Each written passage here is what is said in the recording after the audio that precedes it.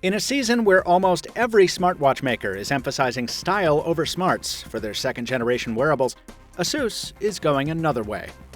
The company's newest smartwatch has some style, but its main claim to fame is delivering a solid Android Wear experience for half the price of the competition. I'm Michael Fisher with Pocketnow. Let's see what it's all about in our video review of the ASUS ZenWatch 2.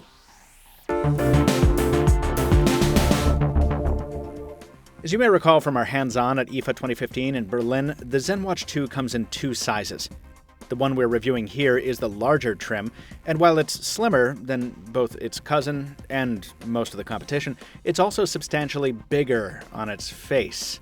It's kind of a big square pancake of a watch. If your wrists are more slender, you'll definitely want to go for the smaller option, despite its added girth and thicker bezels. The ZenWatch 2 makes some compromises when compared to its more expensive circular competition. Removable though it is, the entry-level watch band is rubber instead of leather. The crown button doesn't offer much mechanical feedback, and the backplate, though pockmarked by plenty of casing penetrations, doesn't feature the heart rate sensor that's become something of a standard on Android Wear watches. On the flip side is where the ZenWatch 2 gets the chance to shine. Under the Gorilla Glass 3 sits a 320 by 320 display with a pixel density of 277 pixels per inch. That slots it in slightly below the Huawei watch, but above the larger Moto 360 second generation. At 1.63 inches, you're probably not going to be able to tell minute differences in resolution, but you will be impressed by the brightness and contrast of this AMOLED panel. ASUS showcases that display with a wide variety of watch faces. 24 were pre-installed on our demo device.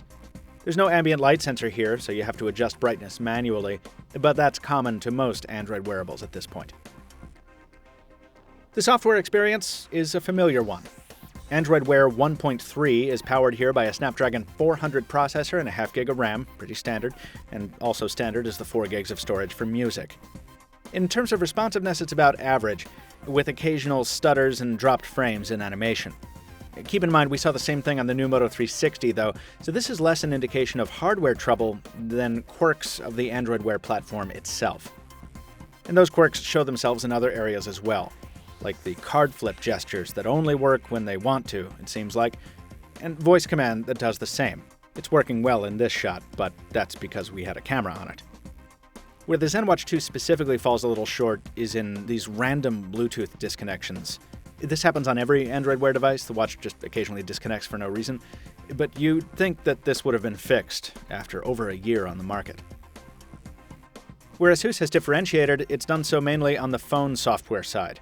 You download the ZenWatch Manager and you're prompted to pick up a bunch of companion apps ranging from the fitness tracking wellness suite to the remote camera app we saw demonstrated in Berlin.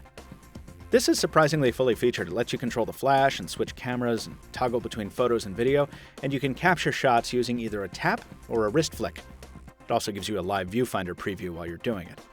There are a few nice surprises further down the list too, like a phone helper that brings some of your smartphone's feature toggles over the watch, though only some of them seem to work, at least on our Galaxy S6. Fortunately, the SOS function does better. This sends a custom text message to an emergency contact of your choice with just one tap. It'd be nice if this feature could be wired into the button instead, but those functions are all used up with the menu, theater mode, and brightness boost shortcuts. In everyday use, the ZenWatch 2 performs its basic functions well. Notifications come in with a strong but brief buzz, and the watch can handle everything from dishwashing to a brisk autumn swim, thanks to its IP67 water and dust resistance. The larger edition packs a 400 mAh battery, which usually lasts us about 1.5 days on a charge, and it's easy to top up using the included magnetic charging cable. The smaller version carries a 300 mAh pack, so it'll probably need to be replenished a bit more often, but in either case, you're going to want to charge each of these every night. ASUS's strategy with the ZenWatch 2 is basically the same as it was last year, and it's pretty easily summed up. Deliver reasonably good looks and solid features for half the price. It's this value proposition that really stands out. Sometimes it feels like smartwatches are enjoying a bit of a bubble. In this crazy world of $300 to $800 smartwatches, ASUS feels like one of very few companies actually charging a reasonable price for this accessory. Even if you spring for the extra $20 and get the leather bands being offered by Best Buy, or the smaller, more expensive model, the ZenWatch 2 is a ridiculously good value. It's too big for most of our wrists, and we're very drawn to the more refined look of the competition. But for a first-time smartwatch buyer, or someone looking to make the jump to Android Wear without spending a lot of money, the ASUS ZenWatch 2 does a very nice job for the price. Just make sure to try it on before the return period ends to make sure your wrists are thick enough to take it.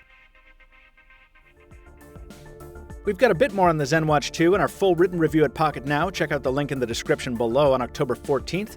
And yes, we will have our Moto 360 2nd Gen review up very soon here on YouTube and at Pocketnow.com.